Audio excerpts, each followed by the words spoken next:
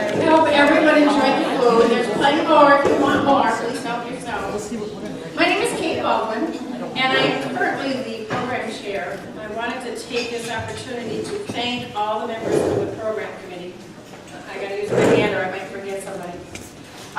Isabel Stokke has absolutely been wonderful this year. I was gone for a month and she took over and fabulous job, so thank you. Teresa O'Gara, Joyce Heidel, I've lost Carol Kelly, my Dawn Conlon, and Kathy Antela helped out tonight, and I wanted to thank them very much for all the hard work this year.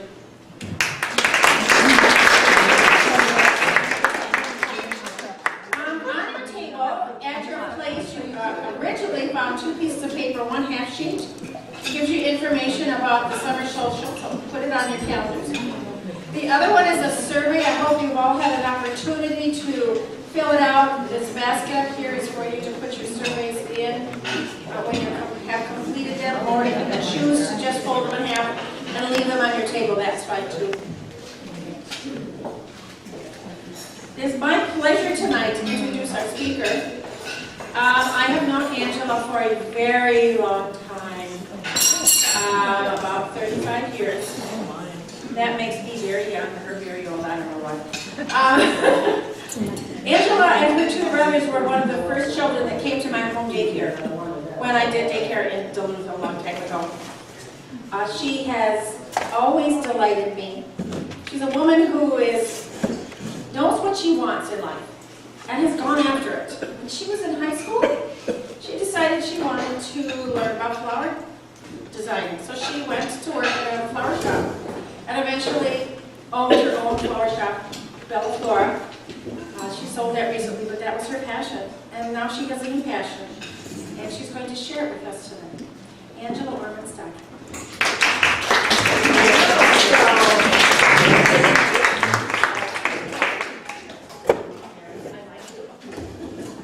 Hi, I'm Angela.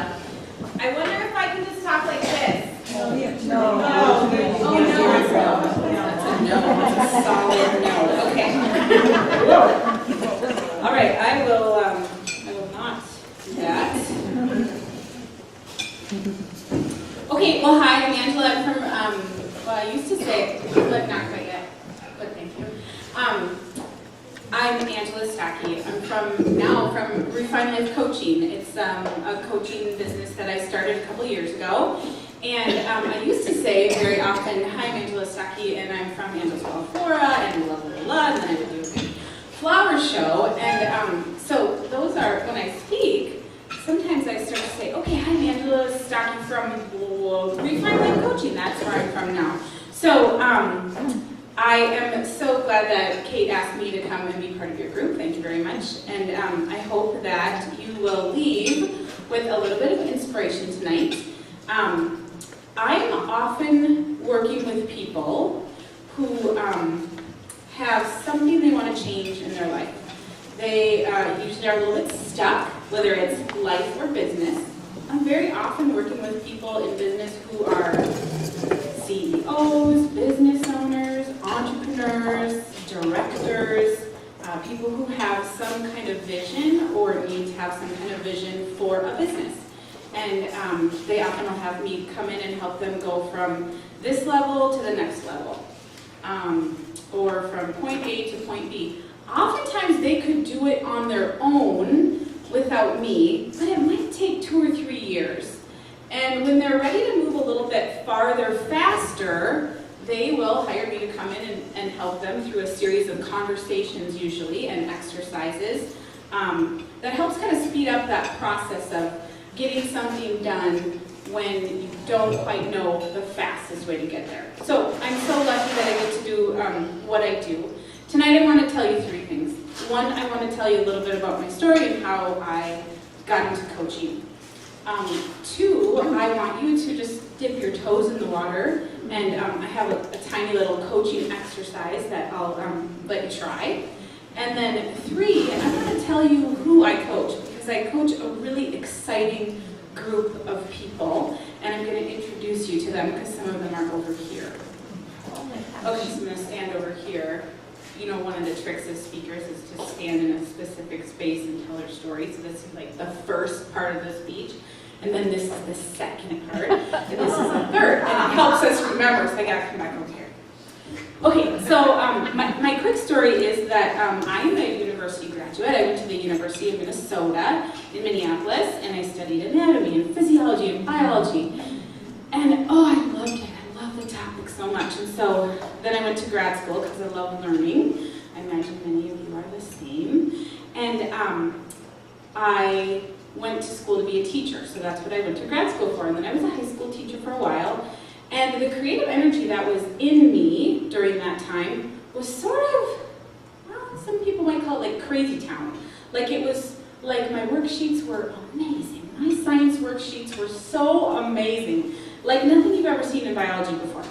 So it really was just really a powerful kind of force. And I felt like, gosh, I really need to be creative every day. I'm not sure if I'm supposed to be a teacher. So I went from teaching biology at Woodbury High School to opening a flower shop in Duluth, Minnesota. Many people said, don't do it, don't do it, don't do it. There's like 10 flower shops and they're all fine and we're good. We're not sure we need you here. And I know, and they said that and I was like, hold on. So there was some suggestion that it would be very difficult to do that. And indeed, I didn't believe that it would be. I thought it would be kind of hard, but I had so much creative energy and believed in my vision so clearly that I moved forward. And with the help of family and friends and National Bank of Commerce, goodness, they took a chance on this like little girl who's like, flowers, it's gonna be so amazing, it's just gonna be so great. And, anyway, and a little National Bank of Commerce, and then just a lot of creative energy and determination as well. And so from there, I opened the flower shop. The reason I tell you guys that story is because there was a point at which I was walking around the flower shop, and on my left was a blue hydrangea plant. I was wearing a green dress and kind of like this green sweater, so I can really remember it. And I was walking along and I thought, you know what? I did it. I opened this flower shop. This is amazing. I love it. And it's just flowing, and I get to do this thing that I love. And there were flowers, and I was surrounded by beauty and amazement, and everyone came in, and most of the time they were happy, unless it was a funeral, and then, of course, they're not happy. But still, you're really connecting with people in all different ways. So I just loved it. And so, a year or two went on, and I was working away. And then that sort of joy and happiness that I had gotten from achieving this goal, that whole which I probably thought maybe I couldn't do, that kind of like something left. And I was like, something's not right. I don't feel like 100% good or fulfilled or happy or joyful. And so, enter life coach. I hired a life coach because I was just stuck. And her name is Pam Silver-Tapper. Some of you might know her, right? She's a Duluth coach, and she's been a coach for quite a while. Pam gave me this tool, and I loved it. I still love the tool. I'm going to let you guys try out the tool tonight. It was such a simple thing, and it really helped me figure out what was wrong. And I was kind of surprised. So hold on a second.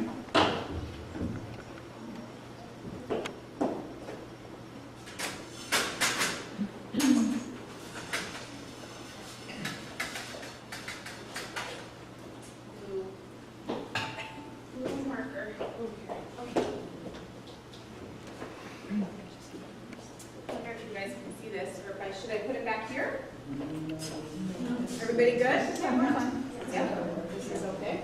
Okay.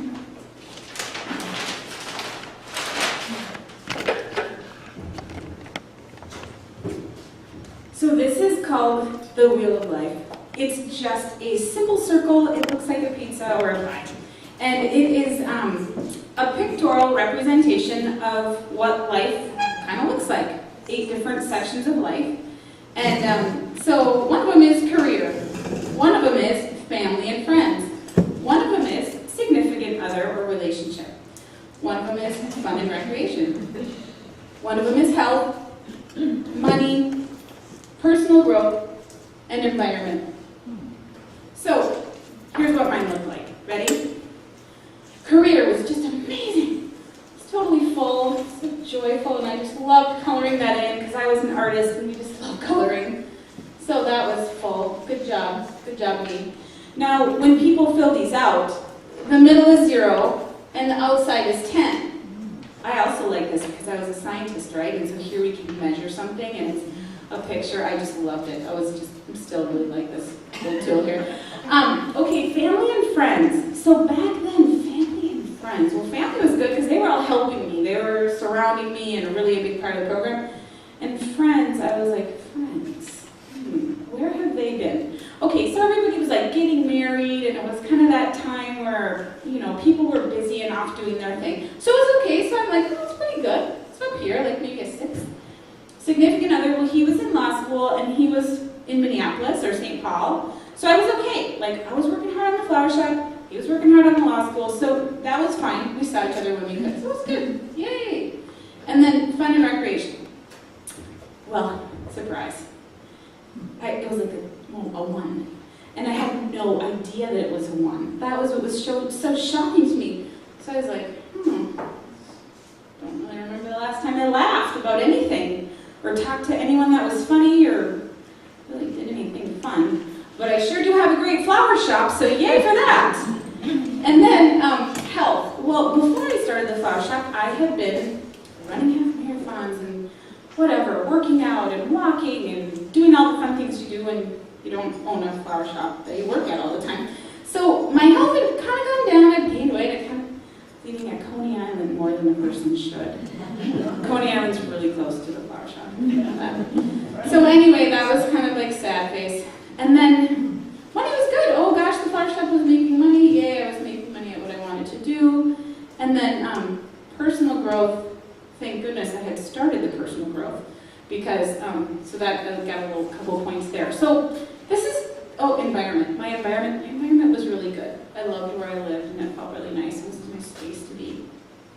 Anyway, Pam said, so what are you becoming aware of when you look at this? And I was like, sort of surprised that, that I actually feel like maybe I want to have more of a balance in my life. Like this cannot make all the happiness and joy. This is not going to fulfill me. Working 60 hours a week at a flower shop, no matter how amazing it is, or at whatever job you have, cannot provide everything. So I said, you know what I want to do? I want to go from like a 1 to maybe, I don't know, let's go for 6. Just go for a 6. What does that look like? And so I didn't even know, really know what it looked like. Because I'm an achiever. So achievers like to achieve, and it feels really good. And so usually after achieving one thing, the achiever's like, okay, what's next? Let's go, let's achieve. But that's not what was going to make me feel good. I needed some more balance. So Pam said, what do you need to do here? What do you want to do? Well, number one, I did not think I needed to work 60 hours a week anymore. I learned that from my dad. God bless my dad. I'm a hard worker, but hard worker. But I did learn. Oh, hi, Judy. Sorry. I learned that the harder you work, the happier you are. That's like a limiting belief that was in my head. And Pam and I took it out. We decided that's not what we want anymore. We want to believe something different. Because that is a belief that many people have. The harder you work, the happier you'll be, the luckier you get. I just decided not to subscribe to that belief. And I decided that instead I was going to have a really balanced life. And I was going to work, but I wasn't going to get all of my joy and happiness from work. So I had to make a list. I had to make a little list of things that make me happy. What a simple and sort of silly sounding thing I had to do. So I made a list of the things that made me happy, and I really like to play tennis. I love that. When was the last time I had played tennis? I mean, it had been years, but every time I think, what's fun? Playing tennis is so fun. Maybe you haven't done it for 5 years. What is wrong with that picture? If that's the first thing that comes to my mind, playing tennis, what? How come I'm not even playing tennis? Or whatever it is that you guys think is so fun and so great. When's the last time we did it? We just get going and going and going, and sometimes fun is not on the menu. So I was thinking you guys might like to have your own wheel of life. And I'll hand it out, and you can do whatever you want with it. But what I would love is to have everybody just fill out one of the pieces of pie, specifically the fun one. I'm curious where your fun level is. And if you're at like a 7, 8, or 9, I want to hear from you for sure. I want to know what is going on. And if you're at a 1 or 2 and you want to move to the next level, I'm curious, what would you need to do to move to the next level? So I'll hand that out now, and you guys can maybe grab a pen, get a pen out, and maybe we can just kind of share. This is like mini life coaching, you know, just dipping toes in the water.